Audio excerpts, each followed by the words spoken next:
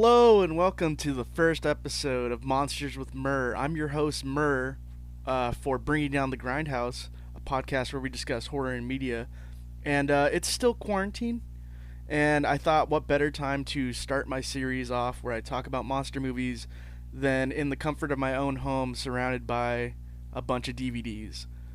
So today I'm going to be discussing Godzilla Final Wars. This movie has a near and dear place in my heart simply because it was the movie that as a kid I would watch all the time, simply because there's so many monsters in it. Everyone has a different experience with Godzilla, also depending where you're from and what age you were born in. Just a little background, I went over this in our Shin Godzilla episode. I grew up watching the Heisei era movies when I was a child, and that drew attention to my father, who then later bought the Showa era movies, the movies from the 70s, with the guy in the suit and the real cheesy like family and student life lessons in them. But I eventually learned to love Godzilla a lot, and always was fascinated by dinosaurs. So basically having a giant dinosaur on screen destroying towers and fucking up the military was something right up my alley. Just destruction really just kind of attracts you, that kind of stuff, when you're a kid. Later then played Godzilla All Monsters Attack for GameCube, which had a really big roster of monsters within it. So I really liked the movies that had a majority of monsters. I never touched the original Godzilla as a kid until I was probably about 13. Simply because it was black and white. He doesn't fight anyone, and I was just way too young to comprehend the amazing symbolism that was in that original movie. But today we're not talking about the original movie. We are talking about Godzilla Final Wars, which was released in 2004 and directed by Ryuhei Kitamaru, and written by Asayo Kiriyama and Wataru Mimuru. So yeah, this movie I have a lot of experience with. I owned it on DVD. I watched it religiously as a kid, and I really enjoyed it. We have a giant roster. So basically, a little background on this movie is that it was Godzilla's 50th anniversary, and Toho was ready to call it in. Throw up the towel, get rid of Godzilla, just stop making movies of him. And they did this They did this at the end of the Heisei era with Godzilla vs. Destroya, where they killed Godzilla, and they said that that would be the last Godzilla movie. So, not quite true back in, what was it, like the 90s? Also not true here, because 10 years later they would make Godzilla 2014 in the cinematic Monsterverse, which, in my opinion, is fucking awesome. But yeah, so this was supposed to be the send-off for Godzilla. Have pretty much all of the Showa era baddies that you love. I mean, we got the Big G himself, of course. We got Mothra, Gigan, fucking upgraded Gigan. We got Manda, not Baragon, King Caesar, Ibira, the fucking, even the lobster, Kamacuras, the goddamn mantis. I mean, you have Anguirus, the homie. Also, how can you forget Rodan? Rodan, like, always in there. Kumonga, the giant fucking spider. And of course, it brings in a new kaiju called Monster X, who he later turns into King Ghidorah. So, I mean, you technically have King Ghidorah, but they don't call him King Ghidorah, simply because he's upgraded with, like, some alien juice, and he has 4 legs, so they call him Kaiser Ghidorah, and he's a beater, dude. He's huge. He looks awesome. So this had a limited release in a lot of places. Japan most notably had the original run. I think there was limited showing in America, but it really just, it was more of we're always getting straight to DVD with Godzilla. So it did premiere in 2004 in Los Angeles, and then it theatrically released in December of 2004. So it was the world premiere, and Godzilla actually received a star on the Hollywood Walk of Fame for this movie. So most notably, we got to talk a little bit about the cast. We have a lot of recurring people from past Godzilla movies. Most notably talking about the Doctor woman who is in this, who was actually extra as aliens in Godzilla versus the Astro Monster and other films. But I do have to say though, uh, we have a famous wrestler in this. We got Don Fry as Captain Douglas Gordon. Fucking Don Fry, the American former mixed martial artist, amateur, and pro wrestler, was also an actor. He was in the UFC and he is fucking badass in this movie. Let me tell you, his giant mustache, his cheesy one liners. I mean, they were sending Godzilla out with a bang because they wanted giant monster fights as well as giant human fights. So this movie kind of is compared to a lot like with The Matrix and fucking a little bit of Evangelion. Just like a lot of just over the top martial arts and giant kaiju battle. Oh yeah, and fucking how could I forget Dragon Ball Z? Because the main character actually goes Super Saiyan in one of the fucking parts of the movie. So Godzilla Final Wars was the most expensive Toho produced Godzilla movie of all time at $19,500,000, and it really didn't make its money back, but it's okay. It was more for the fans, you know. It was more for something that, hey, if you grew up with the Showa era movies, then this is the movie for you because we got all your favorites coming back. I think we should go over a little bit of plot detail. Uh, Essentially, there are these mutants that are fucking, I don't know.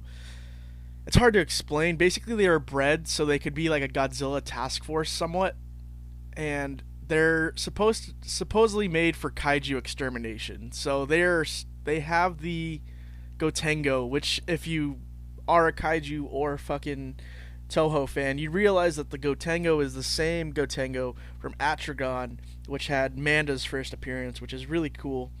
But it shows off with them capping Godzilla back into the ice because I believe this is not a reboot, but it goes off the '50s version where Godzilla terrorized fucking Tokyo and then they trap him in the ice and that's where he's gonna stay. So the Gotengo is here and it's run by fucking Don Fry running it, and we basically get our main character. I'm not gonna try to pronounce his name because I'm probably going to butcher it. It is Masahiro Matsuko, who plays Shinichi. Basically, he is our main character that we're gonna see, and he's going against Kazuki Kitamura, who is his number two, and basically these guys are training to fight kaiju. They have giant fucking armaments and guns to take out kaiju, and this is just basically what they're trained for. They find a giant Gigan mech, basically not a mech, but they find the remains of Gigan, and so what they're pretty much saying, oh hey, you're also related to Gigan. Then all of a sudden shit goes down. We got kaiju popping up all over the world. We got Ebira, the lobster monster in New Zealand, I believe. Anguirus is in China. Kumunga is in Arizona, which they did make a reference to in. I don't think he's in Arizona at first, but he goes to Arizona, and they had a reference to that in the 2019 Godzilla movie, King of the Monsters, where the giant arachnid spider does come up, kind of Tremor style, in Arizona.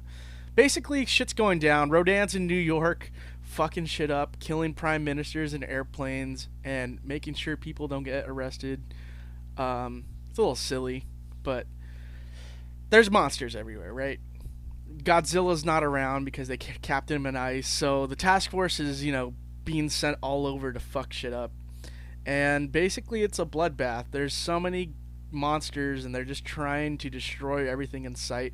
We even have the '98 Godzilla, who, in all terms, I'll speak for the fans.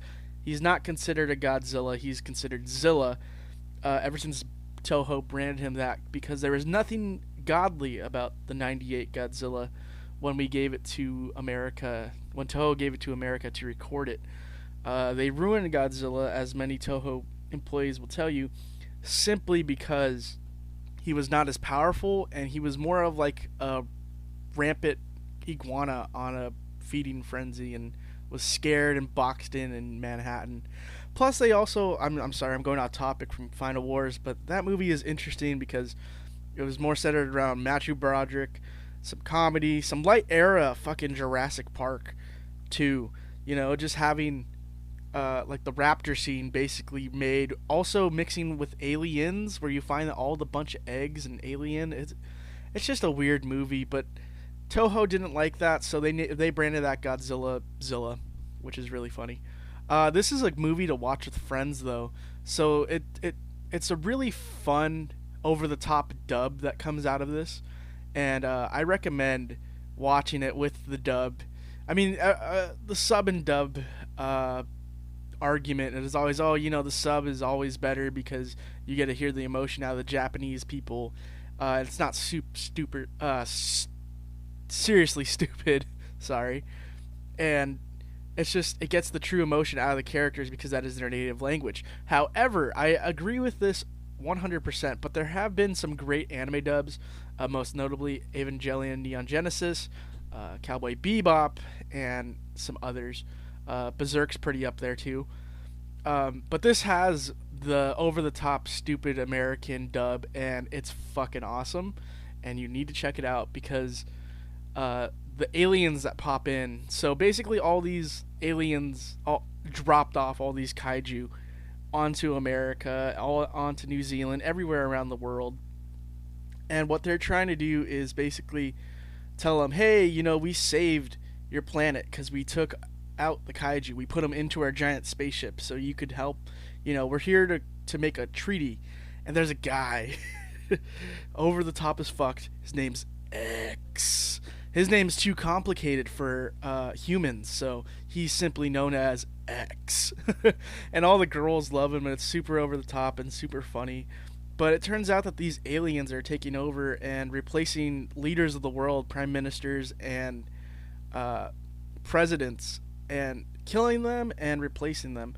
And it's not found out until a good halfway over the movie, where they find out that the prime minister of Tokyo was taken over from these alien overlords.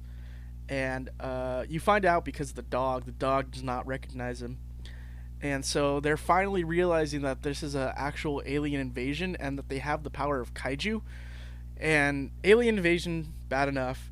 Kaiju action, bad enough. Aliens guided by kaijus guided by aliens. It's fucked. So essentially, the task force realizes that the only way that they're gonna be, actually doing any damage to these guys is if they bring out the Big G himself, and that's what the Gotengo and Captain fucking Don Fry go out to do.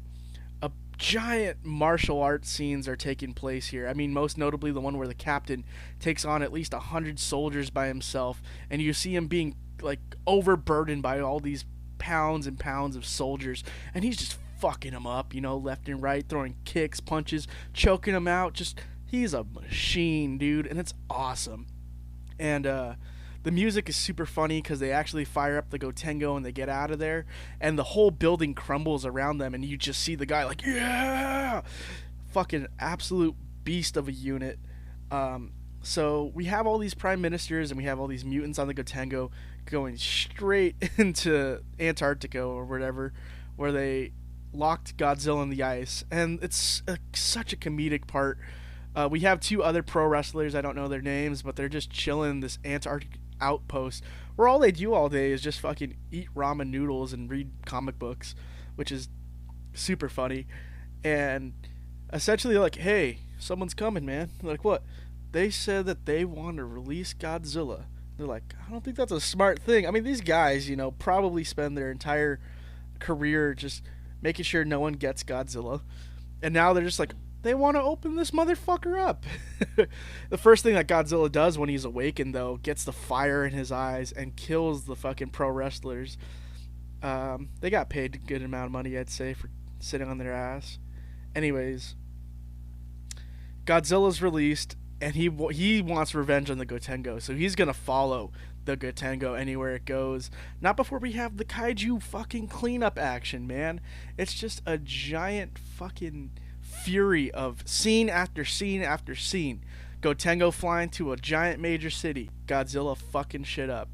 Fucks up the new and improved Gigan. Kills that motherfucker super hard. Then he's chasing Gotengo into the ocean. He's doing cleanup, man. He's cleaning up Kamacuras, throwing it on a fucking power line like a giant bug in a buzz box. He's grabbing Kumonga's fucking spider webs, throwing that guy into the sun. Like, he's fucking up Rodan, King Caesar, and Anguirus in a 3v1. Just single-handedly does not give a fuck. Anguirus turning into a ball with spikes, kicking it into Rodan, who falls on King Caesar, and they all get crumbled under a mountain. Granted that those three kaiju are Godzilla's friends, as well as Mothra. It is canon that those three guys, as well as Mothra, have always been there for Godzilla, so he doesn't flat out kill them. He fucks up the 98 Godzilla pretty hard in Sydney, Australia. And fun fact, there's actually a song by Sum 41 in here when it's just so over the top 90s, early 2000s cheese with a CGI Godzilla fighting a puppet Godzilla. And like, you could tell that everyone in Japan fucking cheered at that moment when that hit the screen, because it was just like, fuck yeah, fuck the American Godzilla. We get Godzilla right. This is his 50th anniversary. Watch him fuck shit up. So that's what occurred. And it's a lot of fun. It's just cleanup, He's fucking up Hedorah just as he's casually walking around. And then they're finally to the giant area where this shit is all going down. There is the subplot of the Mothra girls. Always there. Twins, tiny twins that control Mothra. Could call her by song or by ritual, helping out the humans. We got Baby Godzilla too, who honestly is there only for comedic purposes. But we gotta get back into the human subplot.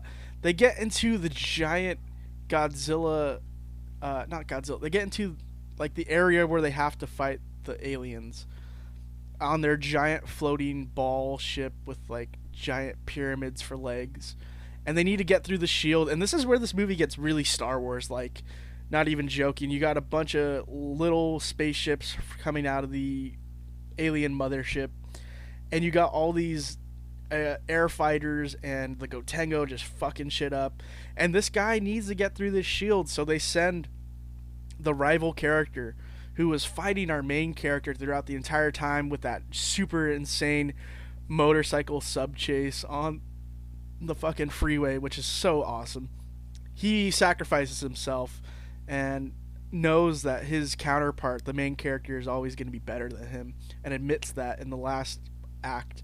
Sacrifices himself to destroy the shield. Our heroes get on, and X is fighting our main character along with all these other aliens. They're taking apart Don Fry and the ambassadors, and it's just so over the top and fucking dank that it's just, there's some super sick drum and bass parts. It's the fucking early 2000s coming off the heat of the 90s, just Blade style action that you love. And that was really one of the highlights of the movie, is that the human action is just as good as the kaiju action that's on screen. And that's when we finally have Monster X popping out, their secret ace in the hole. And Gigan, new and improved with chainsaw arms and lasers. And you got a 2v2 here. You got Mothra and Godzilla versus fucking Monster X and Gigan. Mothra and Godzilla are able to take out Gigan, no fucking problem, but Monster X gets the better half of them. Gigan is able to destroy her, clip her wings, and take the heat for Godzilla. Mothra is always self-sacrificing for Godzilla, so no surprise there. She basically just gets capped so he could have the energy from inside her, because Mothra is pure energy for some reason in all these movies. And basically he fucks up King Ghidorah, not King Ghidorah, Monster X, and that's when you have the transformation into Kaiser Ghidorah. And if you didn't think you were gonna see Ghidorah in this movie, you definitely do, and he is juiced, man. And he actually gets the upper hand on Godzilla until Mothra is able to actually come in and get the sneak attack while he's draining Godzilla's life force.